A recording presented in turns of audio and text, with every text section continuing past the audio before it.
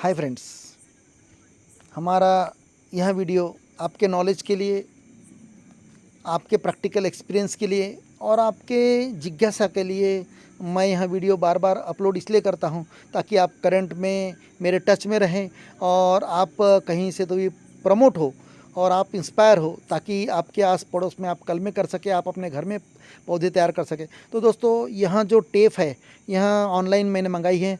यहाँ grafting tape है।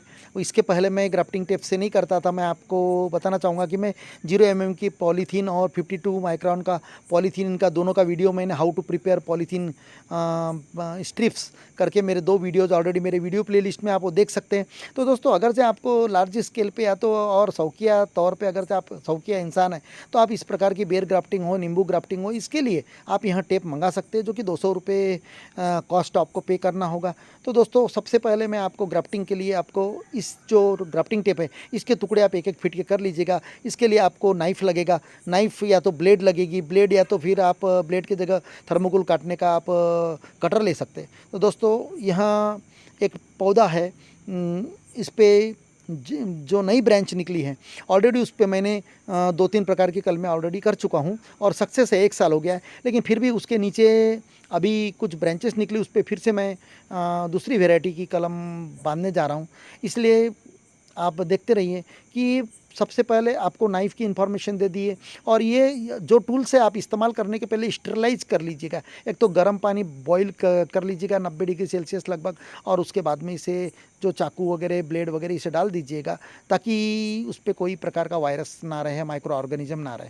और ये नहीं तो फिर आप अल्कोहल लीजिए, मेडिकल स्टोर्स में इजीली अवेलेबल हो जाता है, 30 से 40 रुपये में अल्कोहल मिल जाता है। उस अल्कोहल में डुबो दे और उसके बाद में उसे पोंछ ले, और पोंछने के बाद फिर डुबो ले अल्कोहल में और थोड़ी देर सूखने दे, यानी उसका अल्कोहल पूरा स्पिरिट जो है वो उड़ जाएगा। उसके बाद में आप यहाँ टूल्स जो है, कटर हो या नाइफ़ हो या ब्लेड हो, इस प्रकार कुछ भी जो आपका टूल्स है जो इस्तेमाल कर रहे हैं, उन्हें स्टेरिलाइज करना ज़रूरी होता है ताकि फंगस ना लगे। तो दोस्तों, जो कलमें हैं, कलमें सायन जो है, सायन अच्छे आम की कलमें आपको ले आनी है। तो सायन सिलेक्शन के मेरे वीडियो प्ले लिस्ट में देख लेने का, सिलेक्शन ऑफ सायन। तो दोस्तों देखिएगा, इस नाइफ को हम वहाँ जो कोवली ब्रांच है या हार्ड ब्रांच में भी आप कर सकते हैं, जो 6 महीना 8 महीने पुरानी, उसमें भी आप इसी प्रकार का कट, इसे यानी क्लिप्ड ग्राफ्टिंग भी कहते हैं, लेकिन सॉफ्ट वुड इसलिए कहा गया है कि यहाँ कोला पार्ट है। तो इस जब हम सायन को जैसे 2 से 3 सेंटीमीटर का वी कट देना है, और इसमें इंसर्ट करते वक्त उसमें ब्लेड चाकू को आपको 4 सेंटीमीटर लगभग वर्टिकल कट देना है, ताकि उसमें हम यहाँ सायन वी कट फिट कर सके।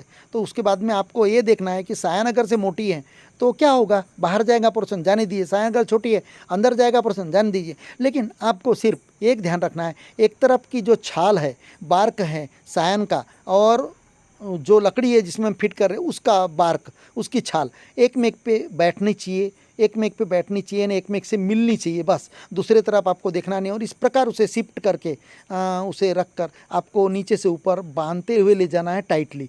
तो यहाँ टेप एकदम सटीक बैठती है दोस्तों। अगर से यहाँ ऊपर तक आप बांधते ले गए टाइटली, तो आप ऊपर जाने के बाद में वहाँ जो कटा हुआ पोर्शन है आपने, जहाँ से अपने काटा हुआ है, उसके बाद में आप उसे स्नैच कीजिए। स्नैच करके वो धागा छोड़ेगा, थोड़ा धागा यानी पतला हो जाएगा। उसके बाद में एक नॉट मार लीजिएगा। नॉट मारने के बाद में इतना ज़बरदस्त इसका पैकिंग होता है कि आपका पानी भी नहीं घुस सकेगा, कितना भी जोर का पानी आए। लेकिन इसको बांधने के बाद टाइटली यहाँ पैक हो जाता है दोस्तों।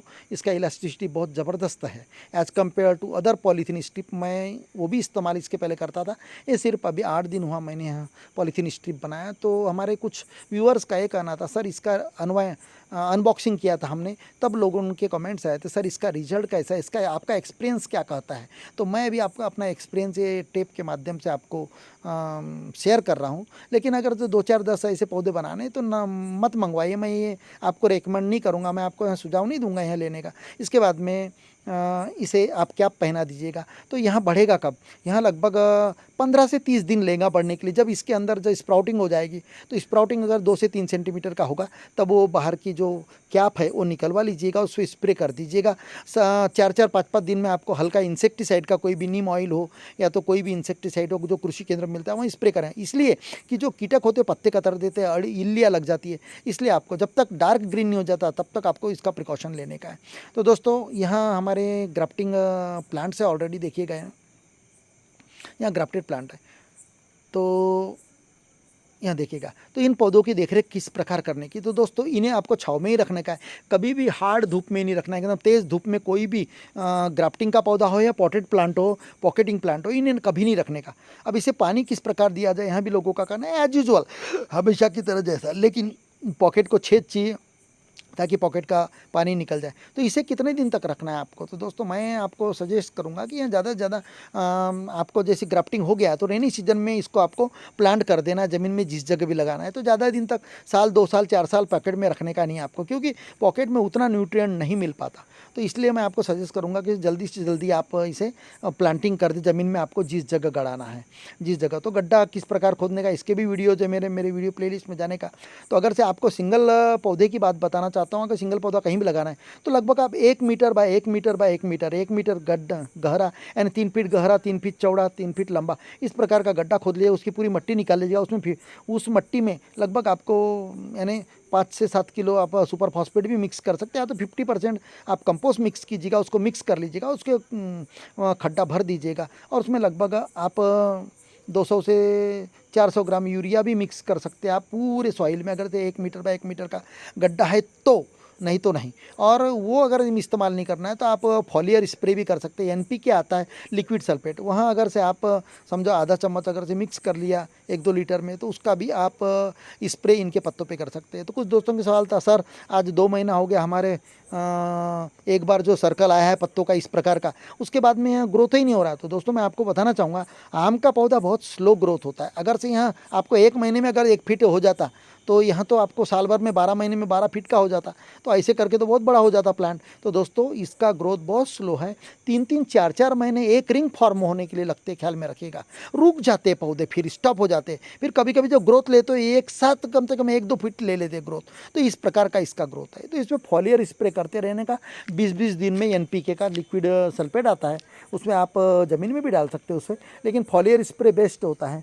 तो आपको बताना चाहूँगा, वहाँ आप यानी पौधे देख के उसका प्रमाण लीजिएगा। जैसे अगर से 1 चम्मच अगर से आप अगर से 2 लीटर में अगर से 1 चम्मच डालते हैं तो वो कम से कम 20 पौधों को काम में आ सकता है, ख्याल में रखिएगा।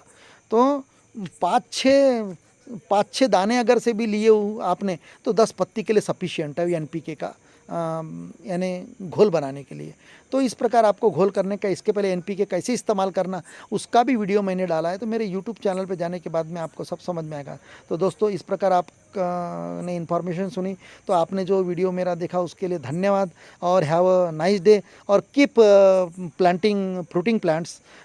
Thank you once again. तो दोस्तों इस प्रकार आप